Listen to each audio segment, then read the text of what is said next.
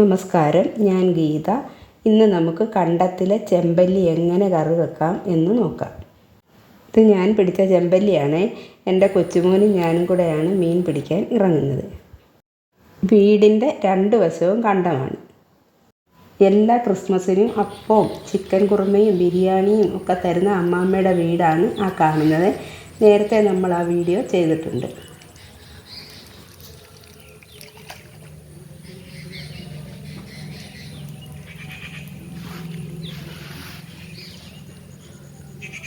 ഇതാണ് ഞങ്ങളുടെ വീട്.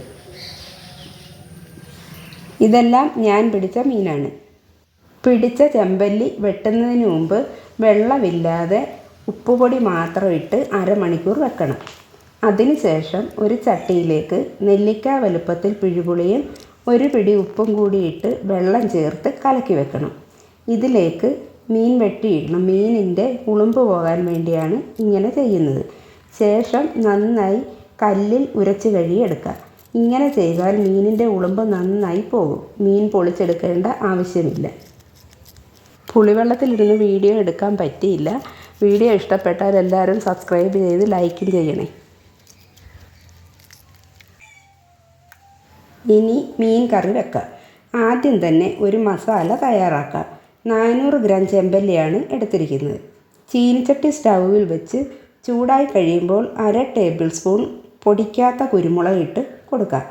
2 ടേബിൾ സ്പൂൺ മുളക് പൊടി, 2 ടേബിൾ സ്പൂൺ മല്ലിപ്പൊടി, 1/2 ടീസ്പൂൺ മഞ്ഞൾപ്പൊടി, 1 ടീസ്പൂൺ പെരിഞ്ജീരകപ്പൊടി എന്നിവ പച്ചമണം മാറുന്നത് വരെ ചൂടാക്കി എടുക്കുക. അത് തണുക്കുന്ന സമയം കൊണ്ട് 5 ചുവന്നുള്ളി, 5 വെളുത്തുള്ളി, 1 കഷ്ണം ഇഞ്ചി എന്നിവ ചതച്ചെടുക്കാം. 2 പച്ചമുളക് നെടുക കീറിയും എടുക്കാം. തണുത്ത മസാലയിലേക്ക് 1 കപ്പ് വെള്ളം ചേർത്ത് കുഴച്ച് മിക്സിയിൽ അരച്ചെടുക്കാം. കറിച്ചട്ടി സ്റ്റൗവിൽ വെച്ച് ചൂടായി വരുമ്പോൾ വെളിച്ചെണ്ണ ഒഴിച്ചു കൊടുക്കാം. വെളിച്ചെണ്ണ ചൂടായി കഴിഞ്ഞ് ചതച്ച് വെച്ചിരിക്കുന്ന ഇഞ്ചി, വെളുത്തുള്ളി, ചുമന്നുള്ളി, പച്ചമുളക് ചേർത്ത് കൊടുക്കാം. ഇതൊന്ന് വഴന്നു വരുമ്പം അരപ്പ് ചേർത്ത് കൊടുക്കാം. മസാല 2 മിനിറ്റ് ചൂടാക്കാം. ഇനി 1/2 കപ്പ് വെള്ളം ചേർക്കാം.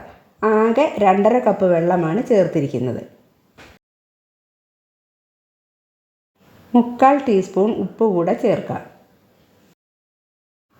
കഴുകി വൃത്തിയാക്കിയ 4 കഷ്ണം പുളി 2ആയി കീറിയിടാം. ഇത് നന്നായി തിളച്ച് കഴിയുമ്പോൾ വൃത്തിയാക്കിയ 400 ഗ്രാം ചെമ്പല്ലി ചേർത്ത് കൊടുക്കാം. കുറച്ച് കറിവേപ്പില കൂടി അതിന് മുകളിലിട്ട് അടച്ച് വെച്ച് ഹൈ ഫ്ലെയിമിൽ 10 മിനിറ്റ് തിളപ്പിച്ചതിന് ശേഷം ലോ ഫ്ലെയിമിൽ 15 മിനിറ്റ് കൂടി വേവിക്കാം. വളരെ രുചികരമായ നമ്മുടെ ചെമ്പല്ലിക്കറി റെഡി ആയിട്ടുണ്ട്. എല്ലാവരും തയ്യാറാക്കി നോക്കിയിട്ട് അഭിപ്രായം പറയണേ. വീഡിയോ ഇഷ്ടമായാൽ സബ്സ്ക്രൈബ് ചെയ്ത് ലൈക്കും ഷെയറും ചെയ്യണേ.